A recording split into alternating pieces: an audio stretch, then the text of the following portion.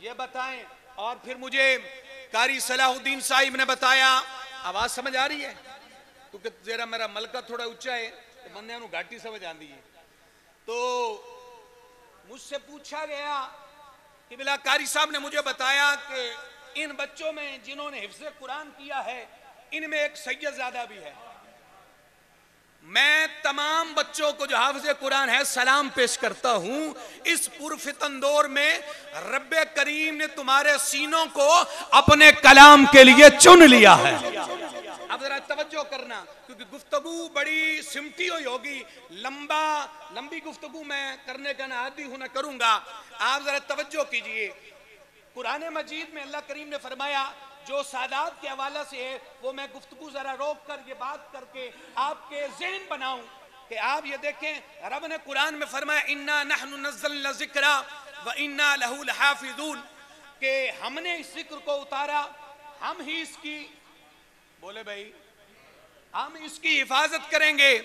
तो मैं एक दिन सोच में पड़ गया, अल्लाह ने आसमान से फरिश्ते नाजिल करेगा या फरिश्ते नाजिल किए हैं जो कुरान की हिफाजत कर रहे हैं, या अल्लाह फी लौहिम महफूज, लोहे महफूज पर तो कुरान महफूज है, या अल्लाह दुनिया में कुरान अपने आराब के साथ, अपने हुरूफ के साथ, अपने अल्फाज के साथ, अपनी मारिफत के साथ, अपनी मानी के साथ, पूरी तरह ताकत के साथ आज पुरफितन दौर में भी महफूज है।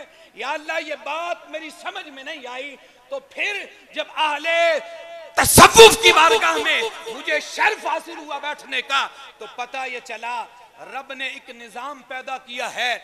ये 6 बच्चे जो हाफिज़े कुरान बने हैं, अल्लाह ने अल्फाज की हिफाजत का जुम्मा हुफाज के अल्फाज में रखा है, उनकी जुबान में रखा है। तो अल्फाज कुरान के मुहाफिज हाफिज़े कुरान ठहरे, हाफिज़े कुरान ठहरे, मानी कुरान के मुहाफिज उलमा ठहरे, और तसव्वुफ़े कुरान के मुहाफिज अल्लाह के औलिया ठहरे। अल्लाह कुरान के अल्फाज की भी हिफाजत कर रहा है, उसके मानी की भी हिफाजत कर रहा है, और उसकी मारिफत की भी हिफाजत। ये अल्लाह के अंदाज है कि वो हुफाज़े किराम के सीनों में कुरान महफूज करके उसकी हिफाजत कर रहा है, उलमा पैदा करके मानी की हिफाजत कर रहा है, और औलिया अल्लाह पैदा करके कुरान की मारिफत की हिफाजत कर रहा है। और सीना बसीना औलिया से कुरान का फैज पहुंच रहा है, और मानी का फैज उलमा की सोबत से पहुंच रहा है, और कारी कुरान और हाफिजों से कुरान के अल्फाज का फैज पहुंच रहा है। और ये चिराग एक दूसरे को रोशन कर रहे हैं, और ये सिलसिला सुबह क़यामत तक जारी रहेगा। तो मैं गुफ्तगू कर रहा था, हुजूर ने फरमाया न कुरान तुम्हें जुदा मिलेगा, न सादात जुदा मिलेंगे। तो मैंने पूछा बारी ताला, क़यामत के दिन तो कुरान भी एक जगह होगा, सादात भी एक जगह होंगे, जरा दुनिया में भी तो देखे ना, क्या कुरान और सादात एक जगह है? तो आओ तुम्हें बताता हूं, हुजूर मक्का में थे कुरान साथ, हुजूर मदीना में आए कुरान साथ, हुजूर बर मक्का में जो कुरान नाजिल हुआ मक्की सूरतें, हुजूर मदीना में आए कुरान साथ मदनी सूरतें। और आओ जब हुजूर को कब्र अनवर में उतार दिया गया, और आओ फिर कुरान ने दामने मुस्तफा को पकड़ा रखा, फिर हुजूर की आल के साथ कुरान का रिश्ता देखिए। हजरत अली जुल मुर्तजा शेरे खुदा रज़ियल्लाहु ताला अन्हु वास्तुल्लाह ताला अलैह घोड़े की रकाब में पांव रखते हैं, घोड़े पर सवार बाद में होते हैं। रब का सारा कुरान पहले, कुरान ने साबित कर दिया ना सादात जुदा है ना कुरान जुदा है।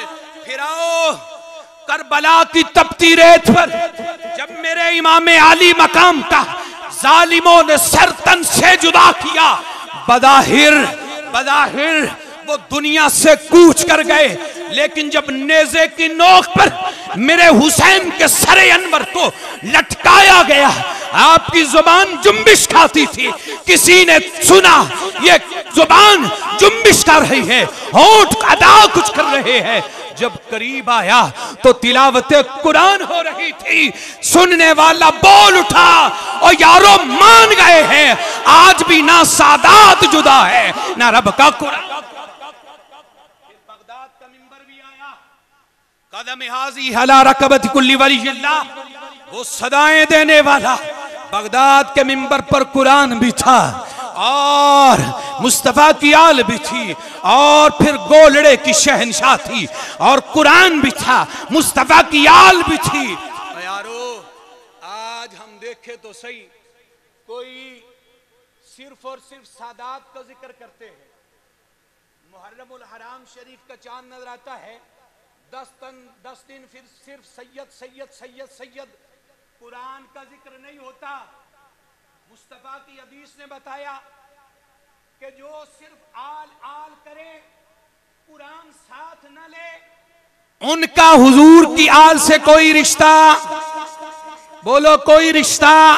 क्योंकि हुजूर ने फरमाया जब कयामत के दिन सादात और कुरान एक हो गए तो यह किस तरह हो सकता है कि दुनिया में कुरान और सादात अलग हो?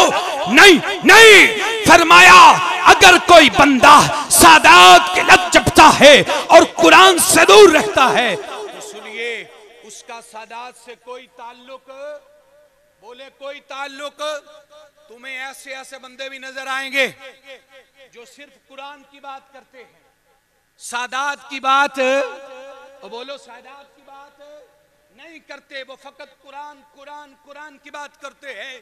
तो हुजूर की हदीस बताती है जो सिर्फ कुरान को पकड़े रखे उसका सादात के साथ ताल्लुक ना हो तो समझ जाइएगा वो अकीदा नहीं रखता। मैंने पूछा या रसूल अल्लाह आप बताइए फिर सादात और कुरान के साथ किन का ताल्लुक है? तो सुनिए मेरे मुस्तफ़ा ने फरमाया जो मसलक, जो अकीदा रखने वाले सादात से भी मोहब्बत करे, कुरान से भी मोहब्बत करे, वो असल अकीदे वाले हैं।